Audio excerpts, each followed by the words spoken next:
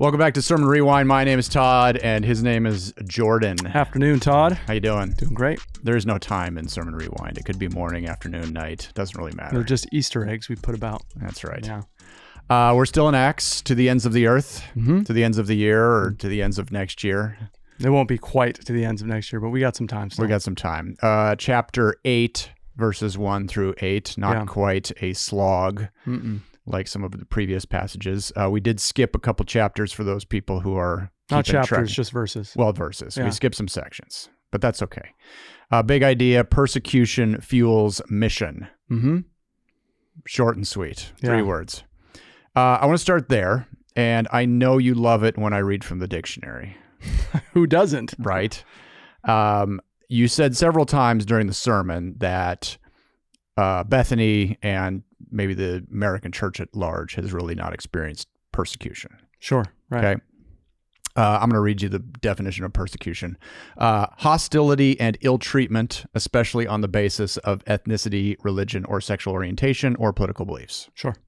So there are some people who would push back on your statement. How and so? they would say, Play the devil's advocate for me. If persecution is, I'm going to lock you in your church and bar the doors and then set it on fire, then yes, the American church has not, does not, probably will not anytime soon experience that. Mm-hmm. If persecution is hostility or ill treatment of the faith, if we're doing our job, It's big if.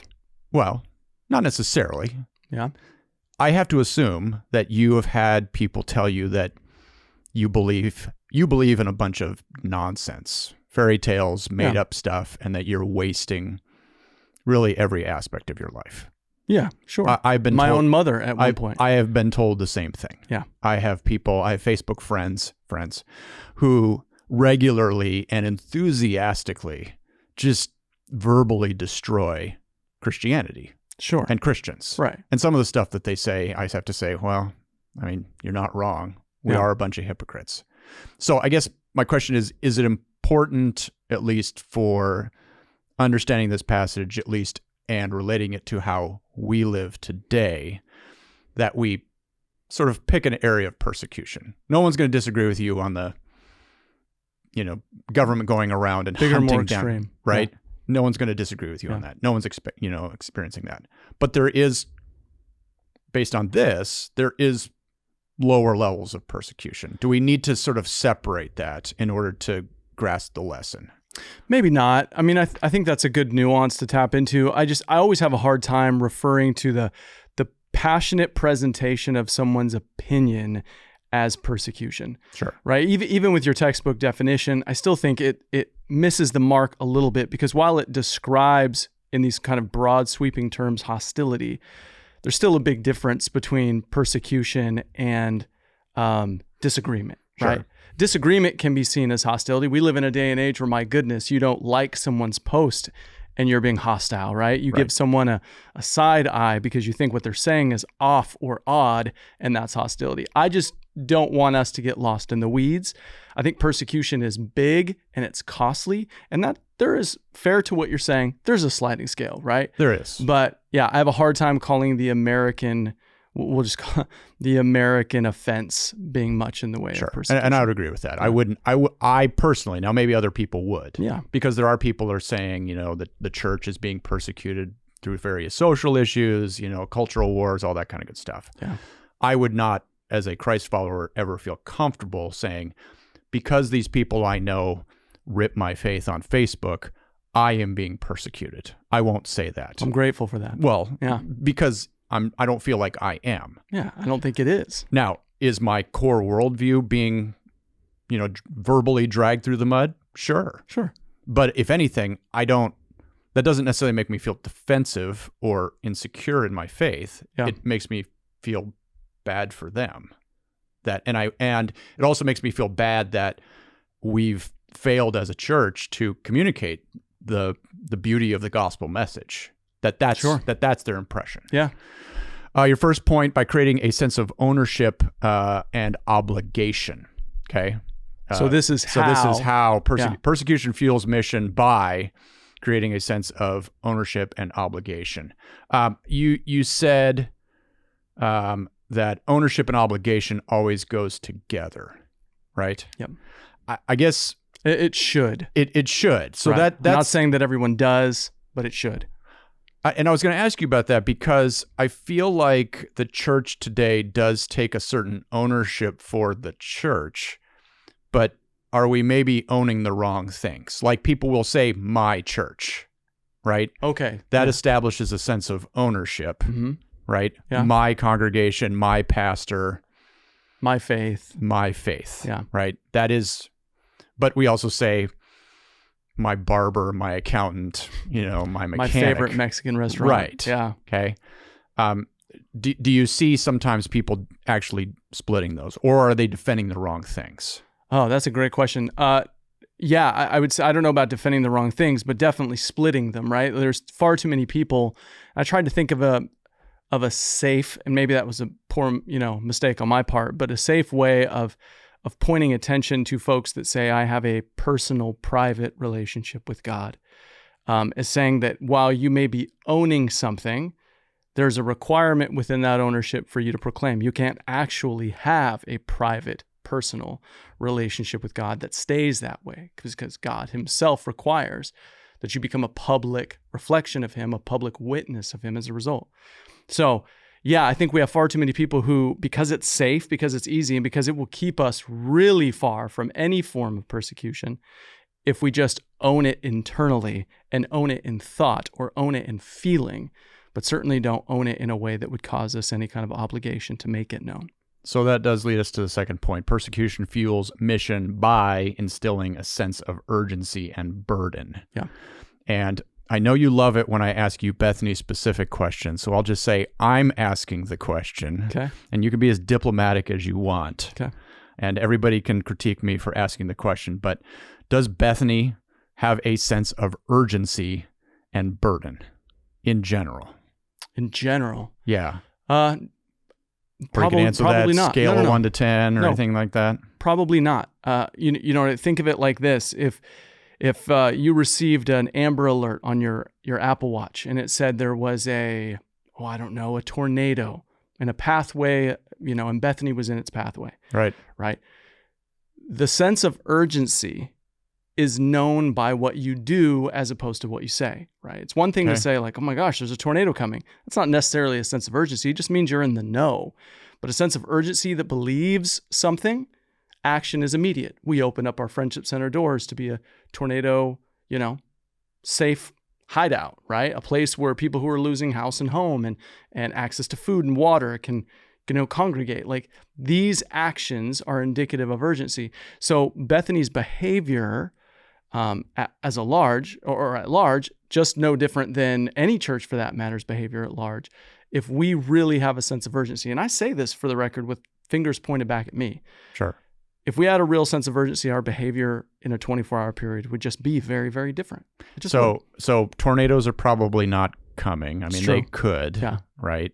And we could get a giant earthquake or something like that here. But what are a couple of tangible signs, or maybe one tangible sign? If I ask you this question 6 months from now, and you say, yeah, you asked me that 6 months ago, and today I feel a lot stronger about saying, yes, we do have a sense of urgency. Are there some tangible things that you could point to and say, this is why I feel like there is a greater sense of urgency and burden for living out our mission?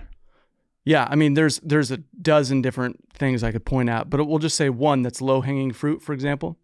Over the last 20 years, a handful of different churches that I've worked at, there was kind of one shared reality between all of them thus far.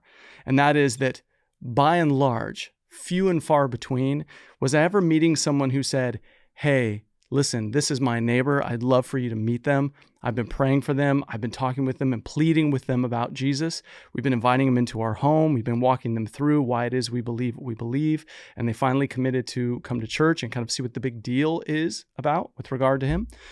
I very rarely would hear that. That doesn't mean I never met anybody who said, man, I'm praying for my neighbor, or here's my cousin who we got to finally invite to church.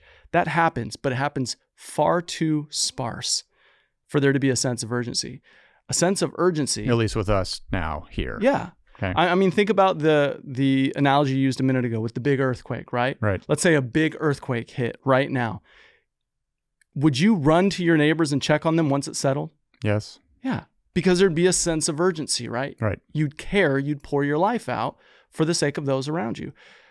The church at large, its behavior is not indicative that we feel that there is any sense of urgency. Right. Selfishly, I'd probably turn off my gas line first, and then Smart I'd run move. to their house. Smart move. There Yeah. it is. All right, point number 3. By creating a sense, persecution fuels mission by granting a sense of otherworldly joy. Yeah. If we haven't really experienced sort of, marked persecution, can we really understand sort of the contrasting joy piece? Or is our joy still sort of muted just because we're a little soft, right? It's sort of like asking, do we really grasp grace? Right. Right. When we don't really think we're that bad of people. Right. I think we get these little like glimmers of it, right? We get little bits and pieces, little tastes of it. So yeah, I'm sure we do experience joy. But I think the thing to remember is that whether there is persecution or not, joy is the result of the gospel proclaimed and our being able to see and evaluate people's lives being changed. Right. Right. Like some I'll ask you, and you can maybe wax on about this for a moment, but like, as you've been a father multiple times, right? Imagine, so you knew you were having a child for 9 months, right? You watched your wife take shape, you got to receive all the benefits of kind of being close to that. But once that child happens, something comes over you. You know what I mean? Like your experience of it in real time changes you forever in that moment. There is joy that wells up in you. You're going to have bad days. Those children, and I know your children, right? They're fantastic human beings, but they're not perfect. So they make mistakes and they are going to continue. But there's a feeling of joy that lasts with you in being a parent. And I know it may not be the case for everybody, but I would love for you to maybe just share a little bit of your own heart with regard to that, because we've talked before and you've said that joy isn't always something you feel all the time, especially around church. No, and I think the hard part with that is when I sort of draw that back to a faith experience, right? The feelings change over time, right? And the memories change over time. So do I have vivid memories, or at least clouded vivid memories of my kids being born and them being young and that sort of thing? I do. Yeah. But as I age, my impression of that is a little different. Like, I can't recapture that moment of them being born. But don't you have new firsts with them all the time? I do. Yeah. I do. So the love relationship changes over time. Yeah. And so do the challenges. Yeah. So I think about our faith sometimes is the same way I think about, committed human relationships. There are feelings associated with it. There are moments where we connect, where we are vulnerable, where we allow God's Spirit to penetrate us. But then there's other moments where it's like, I have to cognitively make a decision today that I'm going to do this work. I'm going to dig into the Word even though I don't feel like it. Yeah. I'm going to go through my prayer list even though I'm not really feeling that compassionate about other people. And so even though we've talked about the fact that we don't want faith to be mechanical and routine, discipline and focus is about maintaining those even when we're feeling weak as humans, if that makes sense. Yeah. So can I recapture those moments at times? I think you can to a certain extent, but it's going to be different, right? Sure. It's going to be different in your faith. Yeah. So, well, then let me ask you this. You just said that you don't want your faith to become mechanical or rote or routine. Would you still agree with that statement if the outcome of the mechanics was just this incredible life-changing thing over and over, even if it was with different people? Would you still say, well, we don't want it to be mechanical, we don't want it to be consistently the same, if the outcome was that big? Well, what I would say is we don't want it to be mechanical and think that is the joy, that is the outcome. As long as I do the routine, then I'm good. It's the same thing as, you just say, look, when you're tired, still go to the gym and do your workout routine, because on the days you're going to have more energy, then it's really going to pay off. That six-pack is coming. Yeah, sure it is. Yeah. Yeah, it's more like a 24-pack or something like that. But I think the same challenge we have with our faith is that's why we encourage people to be in discipleship relationships, stay in the Word, stay in groups, be part of a community, because that's going to keep you on the right path of things. It's not the end, but it is part of the process. Fair enough. So, yeah.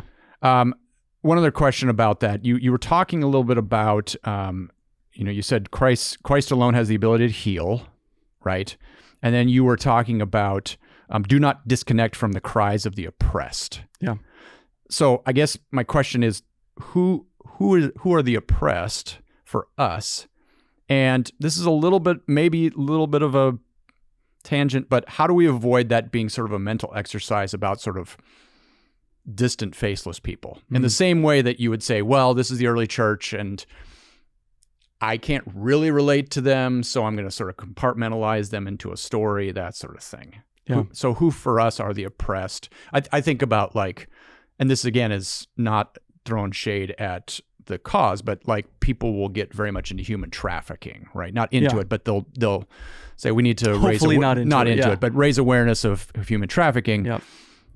Probably one of the hardest, challenges in the world to track and understand and that sort of thing. But it's also very distant for a lot of people. Right. It's way over somewhere else versus there's people in our neighborhoods. So how do we sort of balance that? Because we do want to address that. That is a segment of the oppressed. Yep. There are people, that's a very real thing that's going on in the world. Yeah.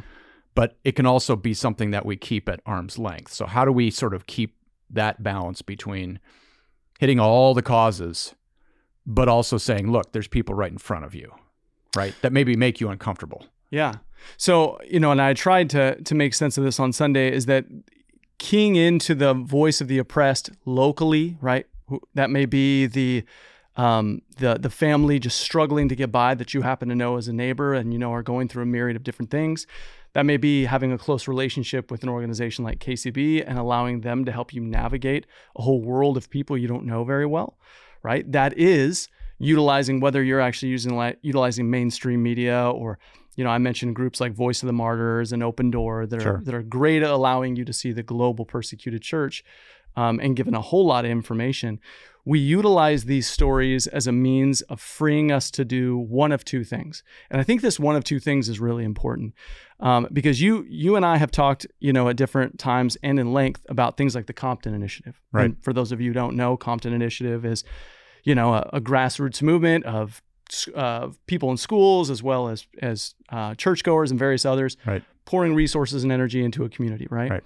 So we've gone back and forth about the efficacy of that. We've gone back and forth about whether or not the church should make that a priority or not. And oftentimes this narrative gets lost because folks are like, well, I feel so burdened to do all these things that I don't feel like I have time or energy or resource to do. Right. And so as a result, I would just rather plug my ears and not hear the cries of anyone because then I just feel guilty and shameful all the time. Sure. And I would argue that if you leave your ears open to the cries of the church, universal, to the persecution of various people groups all around you, that it'll at least motivate you to do the thing that I said on Sunday that you can do. And the thing you can do is you can share the gospel with people, no matter what.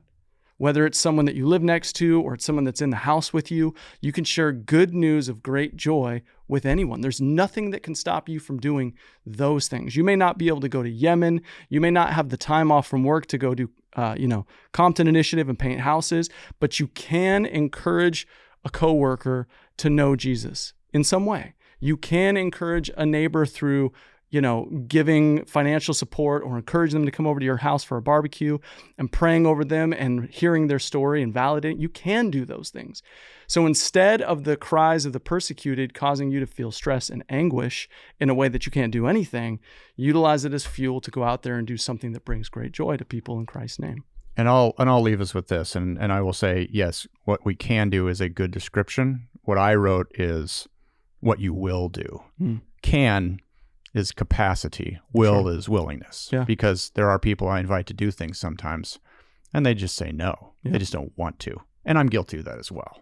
Same. So I think sometimes when we hear that type of thing, we can go, I could do those things. I'm going to think about how I could do those things, as opposed to saying, you know what, I'm going to do one of those things right now, like starting tomorrow. So, that's all right. Awesome. Thank you. You're welcome, Todd. Thanks again for joining us on Sermon Rewind. Please leave us your questions, comments, and concerns in the appropriate section of YouTube. And we hope to see you next time.